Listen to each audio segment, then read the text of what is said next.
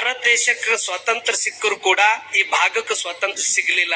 ಅಂತ ಸಂದರ್ಭದಲ್ಲಿ ಎಲ್ಲ ರೀತಿಯಿಂದ ಸಮಸ್ಯೆಗಳು, ಜನರ ಏಳಿಗೆ ಬೆಳವಣಿಗೆ ಮಾಡ್ಬೇಕಂತೆ ಪರಂ ಪೂಜ್ಯ ಮದ್ಘನ ಲಿಂಗ ಚಕ್ರವರ್ತಿ ಡಾಕ್ಟರ್ ಚನ್ನಬಸವ ಪಟ್ಟದೇವ್ರ ಬದುಕೆ ನಮ್ಮೆಲ್ಲರಿಗೂ ಒಂದು ದಾರಿ ದೀಪ. ಅಪ್ಪಗಳು ಎಷ್ಟು ದೂರದೃಷ್ಟಿ ಇಟ್ಟುಕೊಂಡು ಈ ಭಾಗದ ಜನ ಸಮೃದ್ಧಿ ಆಗ್ಬೇಕಾದ್ರೆ ಏನು ಉಪಾಯ, ಇದಕ್ ಪರಿಹಾರ ಏನು?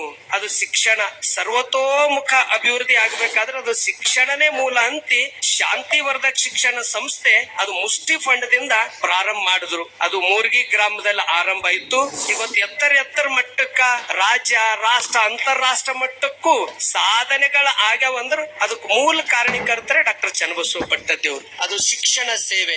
ಒಂದು ಕಡೆ ಅಸಲಕ್ಕೆ ಅಲ್ಲಮ್ರು ಹೇಳ್ತಾರೆ, ಭೂಮಿ ನಿನ್ನದಲ್ಲ, ಹೇಮ ನಿನ್ನವಳಲ್ಲ, ಕಾಮಿಣಿಯೂ ನಿನ್ನವಳಲ್ಲ, ನಿನ್ನ ಒಡವೆ ಎಂಬುದು ಜ್ಞಾನ ರತ್ನ. ಅಂತ ಜ್ಞಾನದ ಖಣಿಯನ್ನೇ ತಯಾರು ಮಾಡಿದವರು ಡಾಕ್ಟರ್ ಚನ್ನಬಸವ ಪಟ್ಟದೇವ್ರು. ಅದನ್ನ ಒಂದ್ ಕಡೆ ಜ್ಞಾನ, ಇನ್ನೊಂದ್ ಕಡೆ ಈ ದಾಸೋಹ. ತನ್ನ ಗುರುಗಳ ಹೆಸರ ಮೇಲೆ 1924ರಲ್ಲಿ ಪಟ್ಟಾಭಿಷೇಕ ಆಗಿದ ಮೇಲೆ ಹಾನಗಲ್ ಕುಮಾರ್ ಶಿವಯುಗಳ ಹೆಸರ ಮೇಲೆ ಹಾನಗಲ್ ಕುಮಾರೇಶ್ವರ ಪ್ರಸಾದ ನಿಲಯ ಅಂತಿ ಈ ಭಾಗದಲ್ಲಿ ಪ್ರಾರಂಭ ಮಾಡಿ ಎಷ್ಟೋ ವಿದ್ಯಾರ್ಥಿಗಳು ಪ್ರಸಾದ ನಿಲಯದಲ್ಲಿ ಕಲ್ತವ್ರು ಎಂತ ಮಟ್ಟಕ್ಕೆ ಬೆಳೆದ್ರು. ಶಾಂತ್ರಸರ ಅಂತ ಹೆಸರು ಕೇಳಿರಿ, ಅವ್ರ ಗಜಲ್ಗಳು ಬರೆದ್ರು.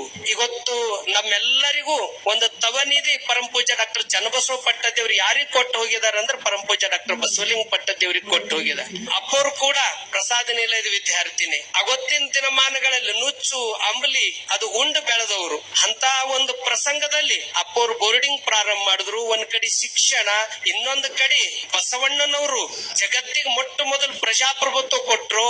ಜಗತ್ತಿಗೆ ಇಲ್ಲಿ ಏನ ಮೇಲು ಕೀಳು ಅಂತಕ್ಕಂಥದ್ದಿತ್ತು, ಅದಕ್ಕೆಲ್ಲ ರೀತಿಯಿಂದ ಬಸವಣ್ಣವರು ಅದಕ್ಕೆ ನ್ಯಾಯ ಕೊಟ್ರೆ ಮತ್ತೆ ಅದೇ ಪರಂಪರೆಯನ್ನ ಮತ್ತ ಕಾರ್ಯರೂಪಕ್ಕೆ ತಂದವರು ಪರಂ ಪೂಜ್ಯ ಡಾಕ್ಟರ್ ಚನ್ನಬಸವ ಪಟ್ಟದೇವ್ರು. ಒಂದ್ ಕಡೆ ಶಿಕ್ಷಣ, ಒಂದ್ ಕಡೆ ಅನ್ನದಾಸೋಹ, ಇನ್ನೊಂದು ಕಡೆ ಅನುಭವ ಮಂಟಪದ ಏನು ಬಸವಣ್ಣವ್ರ ಕಲ್ಪನೆ ಇತ್ತು ಅದನ್ನ ಅಪ್ಪಗಳು ಅದು ಜಾರಿಗೆ ತಂದ್ರು.